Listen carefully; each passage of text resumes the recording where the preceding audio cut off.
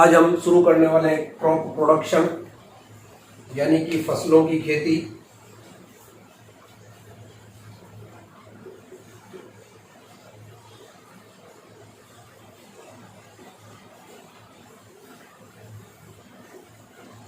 Crop production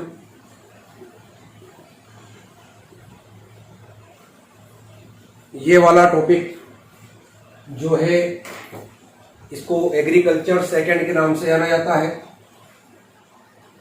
ये आज हम लोग शुरुआत इसकी करने वाले हैं। एग्रीकल्चर सेकंड क्रॉप प्रोडक्शन या फसलों की खेती की शुरुआत हम लोग करेंगे सामान्य कृषि से, जनरल एग्रीकल्चर से। सामान्य कृषि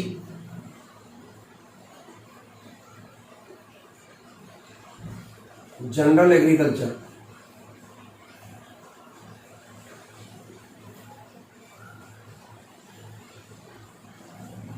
सामान्य कृषि या जनरल एग्रीकल्चर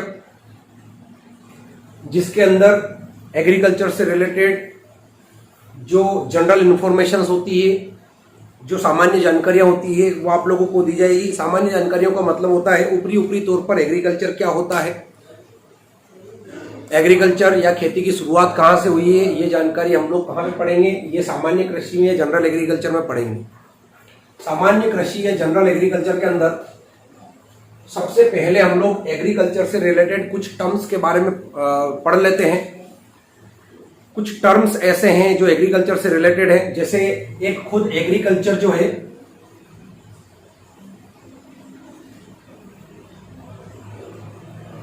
ये भी एक टर्म है।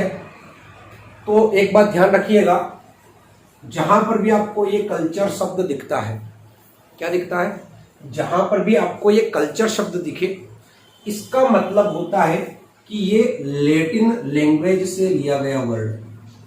कौन सी भाषा से लिया गया शब्द है?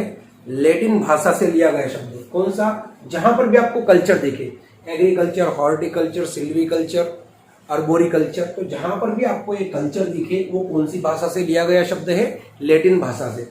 लैटिन भाषा के दो शब्दों से मिलकर एग्रीकल्चर बना होता है। एक होता है एग्री और एक होता है कल्चर। एग्री का मतलब होता है क्रॉप और कल्चर का मतलब होता है कल्टीवेशन, यानी कि फसलों की खेती करना या क्रॉप कल्टीवेशन करना या फसलों के बारे में संपूर्ण जो अध्ययन होता है, जो कंप्लीट स्टडी होती है वो किसके अंदर की जाती है? वो एग्रीकल्चर के अंदर की जाती है। तो ये एग्रीकल्चर हो गया। दूसरा टर्म है आपका हॉर्टिकल्चर।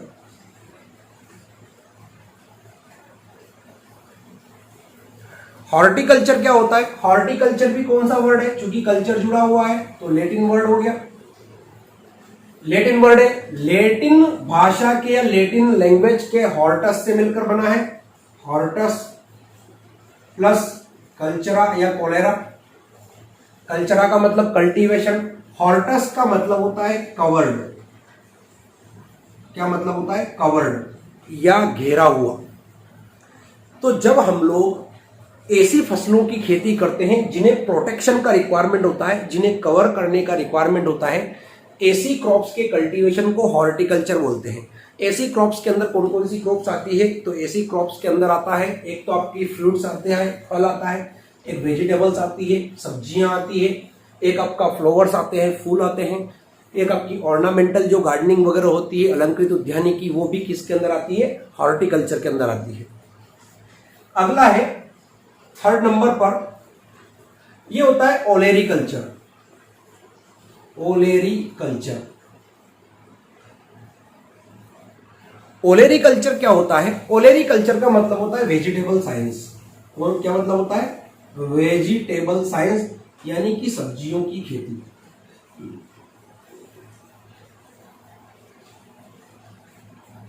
ओलेरीकल्चर क्या होता है? वेजिटेबल या फिर सब्जियां।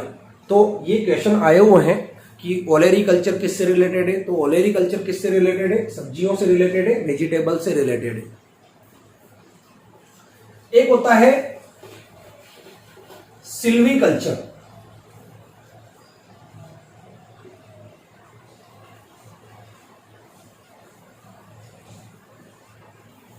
क्या होता है? सिल्वीकल्चर। सिल्वी कल्चर, ये भी क्या है, ये भी लैटिन वर्ड से लिया गया है। सिल्वी कल्चर का मतलब होता है फॉरेस्ट, स्टडी ऑफ फॉरेस्ट या कल्टीवेशन ऑफ फॉरेस्ट। वनों का अध्ययन करना या फॉरेस्ट का स्टडी करना क्या कहलाता है, सिल्वी कल्चर कहलाता है। क्या कहलाता है, सिल्वी कल्चर। एक होता है सेरीकल्चर,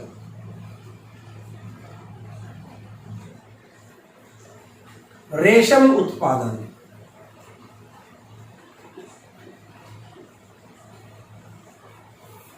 रेशम की खेती करना या रेशम का उत्पादन करना क्या कहलाता है, सेरीकल्चर कहलाता है। क्या कहलाता है, सेरीकल्चर। एक होता है अर्बोरिकल्चर।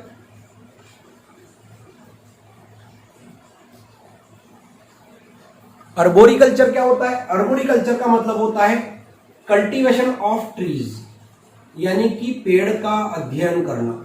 किसका अध्ययन करना, पेड़ का अध्ययन करना। सिल्वी कल्चर में और अर्बोरिकल्चर के अंदर अंतर ये होता है कि जब आप पार्टिकुलर पेड़ की या पार्टिकुलर किसी ट्री का कल्टीवेशन करते हो या स्टडी करते हो तो वो अर्बोरिकल्चर कहलाएगा।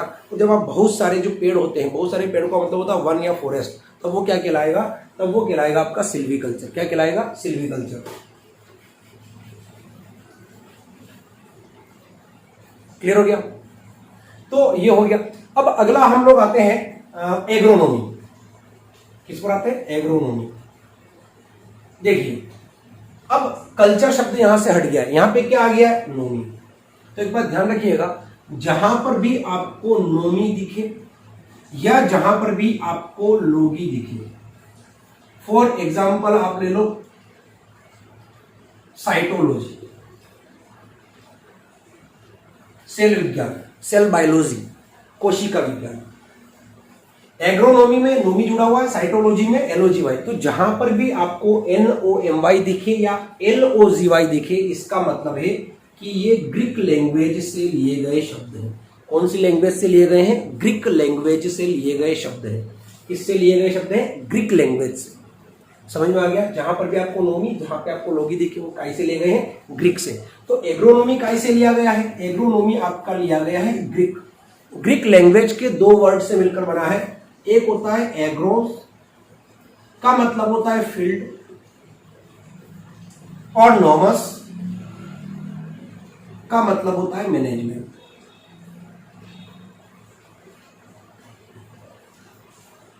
फील्ड यानी कि खेत, मैनेजमेंट यानी कि प्रबंधन। तो फील्ड का मैनेजमेंट करना क्या कहलाता है, एग्रोनॉमी। फील्ड का मैनेजमेंट करना क्या कहलाता है, एग्रोनॉमी। अभी हम बेसिक टर्म्स पढ़ रहे हैं, क्योंकि ये क्रैश कोर्स की क्लासेस है।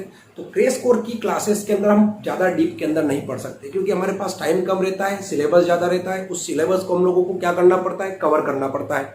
उसके लिए हम लोगों को क्या करना पड़ेगा कि जो इंपॉर्टेंट टर्म्स हैं, जो एग्रीकल्चर के अंदर जो इंपॉर्टेंट टर्म्स, जो मतलब एग्जाम से रिलेटेड टर्म्स होती है, उनके बारे में हम लोग बात करेंगे। एग्जाम से रिलेटेड पॉइंट्स के बारे में हम लोग क्रैश कोर्स के अंदर बात करेंगे। तो बेसिक चीजें हम लोगों को पता चल जाए कि एग्रीकल्चर के अंदर कौन कौन सी वर्डिंग होती है, कौन कौन से टर्म्स आते हैं। तो वो हम लोग क्या कर रहे हैं, अभी पढ़ रहे हैं। क्लियर हो गया। तो ये क्लियर हो गया एग्रोनॉमी। अगला होता है पोमोलॉजी। अब देखिए, मैंने भी क्या बोला था, जितने भी एनओएमवाई या एलओजीवाई वाले होते हैं वो सब कौन सी लैंग्वेज से लिए गए जाते हैं, ग्रीक से। परंतु यहां पर डिफरेंस है, ये एक्सेप्शनल केस है, ये अपवाद है। यहां पर पोमम का मतलब होता है फ्लूट, और ये पोमम है, ये लैटिन वर्ड है। कौन सा वर्ड है, लैटिन। ये पोमम लैटिन वर्ड है, परंतु आपका जो एलओजीवाई है ये कौन सा है, ग्रीक वर्ड है। कौन सा वर्ड है, ग्रीक वर्ड है। तो पोमोलॉजी जो है वो दो लैंग्वेज का क्या होता है, वो कॉम्बिनेशन होता है। कौन कौन सी लैंग्वेज का, लैटिन का और ग्रीक का। परंतु बहुत सारे एग्जाम में आया हुआ है कि पोमोलॉजी कौन सी लैंग्वेज से लिया गया है। तो आप ध्यान रखिएगा, ऑप्शन के अकॉर्डिंग चलना है। मेनली ये कौन सी लैंग्वेज का है, ग्रीक लैंग्वेज का है। परंतु अगर वो ऑप्शन में इस प्रकार से बोलता है कि ग्रीक लैंग्वेज, लैटिन लैंग्वेज, सी में बोथ देता है, तो फिर आपको कहां पे जाना पड़ेगा, बोथ पे जाना पड़ेगा। परंतु वो चार अलग अलग ऑप्शन देता है, सेपरेट ऑप्शंस देता है, तो फिर आपको क्या करना पड़ेगा, कौन सा आंसर लेना पड़ेगा, ग्रीक वाला आंसर लेना पड़ेगा। तो ये होता है पोमोलॉजी, मतलब फ्रूट साइंस, फलों का अध्ययन करना क्या कहलाता है? पोमोलॉजी। क्लियर हुआ? ये पोमोलॉजी हो गया। अगला होता है फाइकोलॉजी।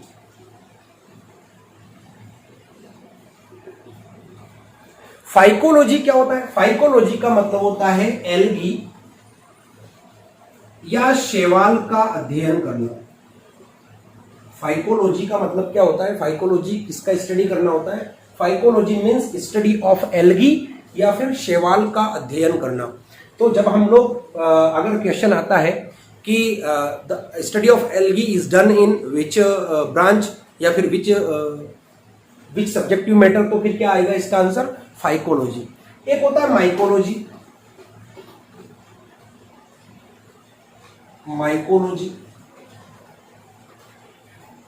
माइकोलॉजी म्यूकर से मिलकर बना होता है। म्यूकर का मतलब होता है फंगस या फिर कवक। तो कवक का अध्ययन जो होता है, जो फंगस का स्टडी होता है, वो फंगस का स्टडी या कवक का अध्ययन जो होता है वो किसके अंदर किया जाता है? वो माइकोलॉजी के अंदर किया जाता है। किसके अंदर किया जाता है? माइकोलॉजी के अंदर किसका अध्ययन किया जाता है? कवक या फंगस का अध्ययन किया जाता है। क्लियर है? एक होता है plant pathology. Plant pathology, plant pathology, pathology का मतलब होता है डिजीज साइंस। क्या मतलब होता है? डिजीज साइंस, रोग विज्ञान। डिजीज साइंस, रोग विज्ञान का मतलब है कि जब बीमारियों का, पौधों की बीमारियों का जो अध्ययन होता है, the study of plant disease is done in pathology, तो वो किसके अंदर किया जाता है? वो पैथोलॉजी के अंदर किया जाता है। वो पादप रोग विज्ञान के अंदर इसका स्टडी किया जाता है। एक होता है एंटोमोलॉजी।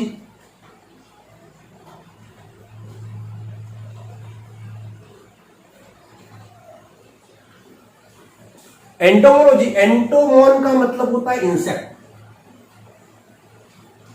यानी कि कीट। तो कीटों का अध्ययन करना या इंसेक्ट्स का स्टडी करना क्या कहलाता है? एंटोमोलॉजी कहलाता है। क्या कहलाता है? एंटोमोलॉजी।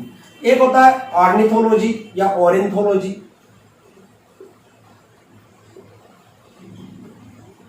ऑर्निथो या ऑरेंथोलॉजी का मतलब होता है बर्ड यानी कि पक्षी। तो पक्षियों का जो अध्ययन होता है, वो पक्षियों का अध्ययन कौन सी शाखा के अंदर होता है? ऑरेंथोलॉजी में होता है या फिर ऑर्निथोलॉजी में होता है। एक होता है हाइड्रोपोनिक्स।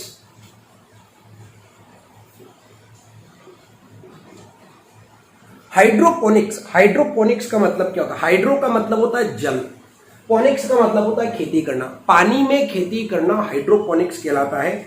विदाउट सॉइल, बिना मृदा के खेती करना। तो बिना सॉइल के जब हम लोग क्रॉप का कल्टीवेशन करते हैं या प्लांट को जर्मिनेट करवाते हैं, तो वो क्या कहलाता है? हाइड्रोपोनिक्स कहलाता है। क्या कहलाता है? हाइड्रोपोनिक्स। एक होता है एरोपोनिक्स। एरोपोनिक्स जो होता है वो हवा में खेती। एरोपोनिक्स का मतलब क्या होता है? हवा में खेती। ये जल में खेती, ये हवा में खेती। हवा में खेती का मतलब क्या होता है? फसलें हवा में उगाते हैं। देखो ऐसा नहीं होता है, ये होता है लेब के अंदर। किसके अंदर होता है? लेब के अंदर कुछ प्लांट्स के टिश्यू को क्या किया जाता है?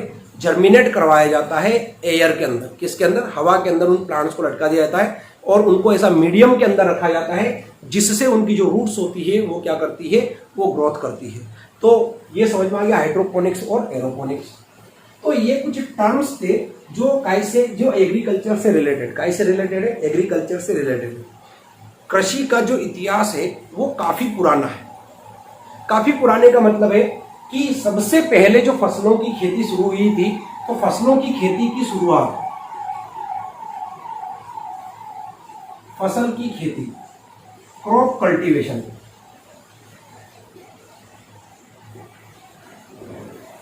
फसलों की खेती 7500 बीसी यानी कि 7500 ईस्वी पहले फसलों की खेती शुरू हुई थी। 7500 बीसी में, 7500 बीसी में, 7500 ईस्वी में फसलों की खेती की शुरुआत हुई थी। और सबसे पहली जो फसलें थी वो थी गेहूं और जौ, व्हीट एंड बार्ली। इसलिए हम लोग इन क्रॉप्स को ओल्डेस्ट क्रॉप के नाम से भी जानते हैं। ओल्डेस्ट क्रॉप का मतलब होता है सबसे पुरानी फसलें।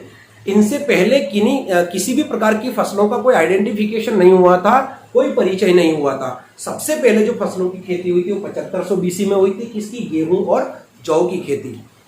तो फसलों की खेती की ये शुरुआत हुई।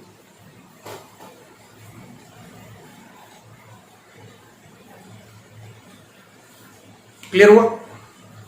अब देखिए, सबसे पहले 1905 में 1905 में एग्रीकल्चर का अगर हम लोग इतिहास देखने जाएं तो सबसे पहला जो इंस्टीट्यूट खुला था, जो इस्टेब्लिश हुआ था, जो स्थापित हुआ था, वो हुआ था 1905 में IARI, Indian agriculture research institute.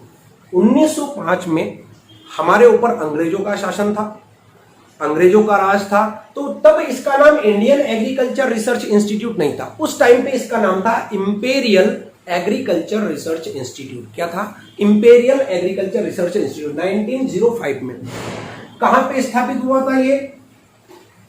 Pusa, Bihar में। कहां पे हुआ था? पूसा, बिहार में। परंतु 1934 में पूसा, बिहार में भूकंप आया। उस भूकंप की वजह से IARI की जो बिल्डिंग थी, वो बिल्डिंग क्या हो गई? वो गिर गई। वो बिल्डिंग गिर गई। तो 1935 में इसे नई दिल्ली शिफ्ट किया गया। कहां शिफ्ट किया गया? नई दिल्ली, न्यू दिल्ली में इसको शिफ्ट कर दिया गया। तो अभी हाल फिलहाल में IARI का हेडक्वार्टर कहां पर है? नई दिल्ली के अंदर है। कहां पर है? नई दिल्ली में। ये तो बात हो गई है IARI की। अब हम बात करते हैं ऐसे इंस्टीट्यूट की, या फिर ऐसे काउंसिल की, या फिर ऐसी एक संस्था की जो पूरे देश के अंदर, जो हमारे देश के अंदर एग्रीकल्चर एजुकेशन और रिसर्च को क्या करता है? उसको कमांड करता है। तो एग्रीकल्चर एजुकेशन और रिसर्च को कमांड कौन करता है? ये देखते हैं। एग्रीकल्चर रिसर्च और एजुकेशन को कमांड करता है ICAR, Indian council of agriculture research. Indian council of agriculture जो रिसर्च है ICAR, इसकी स्थापना 16 जुलाई 1929 में, 16 जुलाई 1929 में नई दिल्ली में की। कहां की गई? नई दिल्ली में।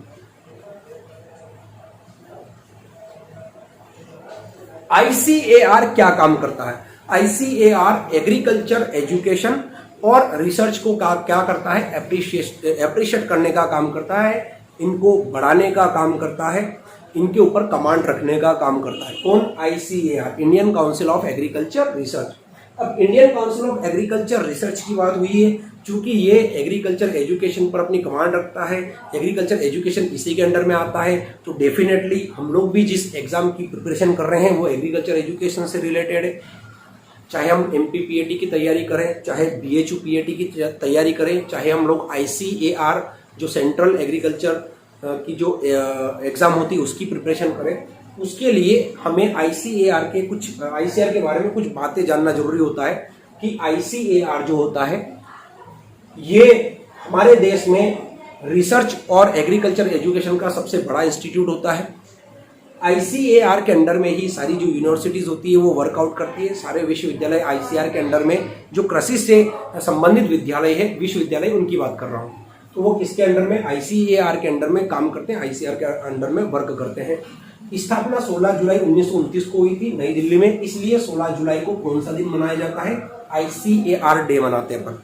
16 जुलाई को कौन सा डे मनाया जाता है? ICAR डे मनाया जाता है।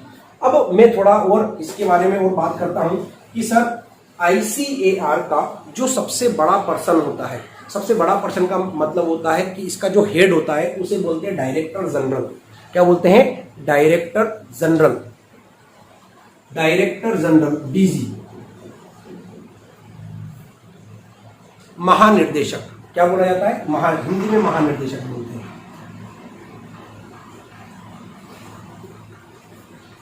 महानिर्देशक। तो आईसीएआर के जो पहले डायरेक्टर थे, जो फर्स्ट डायरेक्टर जो बनाए गए थे आईसीएआर के, वो थे डॉक्टर बीपी पॉल।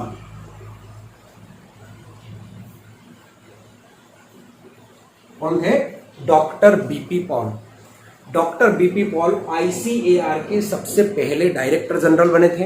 अभी एट प्रेजेंट में, ये फर्स्ट की बात है, अभी एट प्रेजेंट में जो आईसीएआर के डायरेक्टर जनरल हैं वो है टी मोहपात्रा, त्रिलोचन मोहपात्रा।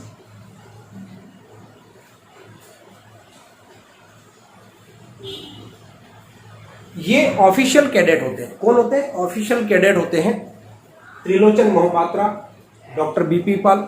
अब ये तो डायरेक्टर जनरल होते हैं, आईसीएआर के डायरेक्टर जनरल जो होते हैं वो अपॉइंट होते हैं। क्लियर हो गया? तो इनको अपॉइंटमेंट दिया जाता है। ये आईएएस लेवल के जो ऑफिसर्स होते हैं ये वो होते हैं, ये साइंटिस्ट होते हैं जिनको ये बनाया जाता है। जबकि आईसीएआर का जो चेयरमैन होता है, जो अध्यक्ष होता है, ये तो महानिर्देशक की बात हो गई। जबकि आईसीएआर का जो अध्यक्ष होता है, चेयरमैन,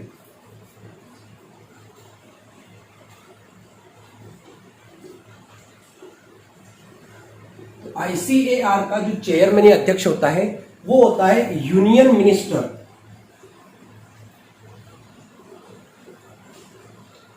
ऑफ एग्रीकल्चर, केंद्रीय कृषि मंत्री। केंद्रीय कृषि मंत्री, जो केंद्रीय कृषि मंत्री होते हैं, जो यूनियन मिनिस्टर होते हैं एग्रीकल्चर के, वो आईसीएआर के अध्यक्ष होते हैं। देखिए, अध्यक्ष कौन होते हैं? जो एग्रीकल्चर मिनिस्टर होते हैं वो। जबकि डीजी कौन होते हैं? डायरेक्टर जनरल कौन होते हैं? प्रशासक होते हैं। क्या होते हैं? प्रशासक, ऑफिशियल कैडेट होते हैं। तो यूनियन मिनिस्टर ऑफ एग्रीकल्चर, केंद्रीय कृषि मंत्री। अब जिस टाइम पर आपसे प्रश्न पूछा जाए उस टाइम पर जो भी कृषि मंत्री रहे, जैसे अभी केंद्रीय कृषि मंत्री है नरेंद्र सिंह तोमर, तो अगर अभी अध्यक्ष की बात की जाए तो आईसीएआर के अभी अध्यक्ष कौन है? नरेंद्र सिंह तोमर। परंतु ये क्या होते हैं? ये ये मिनिस्ट्री होती है। मिनिस्ट्री के अंदर चेंजेस होते रहते हैं। मिनिस्ट्री के अंदर क्या होते रहते हैं? चेंजेस होते रहते हैं, चेंज होते रहते हैं, इधर से उधर, उधर से इधर होते रहते हैं। पहले राधा मोहन सिंह थे, फिर नरेंद्र सिंह तोमर बने, हो सकता है कि आगे कृषि मंत्री कोई दूसरा बने। तो इसलिए क्या आपको इतना याद रखना है कि जो केंद्रीय कृषि मंत्री होते हैं वो आईसीएआर के क्या होते हैं? अध्यक्ष होते हैं, चेयरमैन होते हैं। क्लियर?